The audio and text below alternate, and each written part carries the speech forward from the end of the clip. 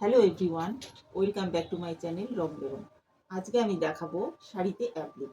তো অ্যাপ্লিক করার জন্য আমি এরকম একটা সাদা লাল কম্বিনেশনে ঢাকাই নিয়ে নিয়েছি। আর কিছু বাটিকের টুকরো কাপড় আছে যেগুলো দিয়ে আমি অ্যাপ্লিক করব। তো এই টুকরো কাপড়গুলো কেটে কেটে আমি শাড়িতে অ্যাপ্লিক করব। এই টুকরো কাপড় দিয়ে আমি পুরো শাড়িটা এভাবে সোজাভাবে পাট করে বসিয়ে নিয়েছি।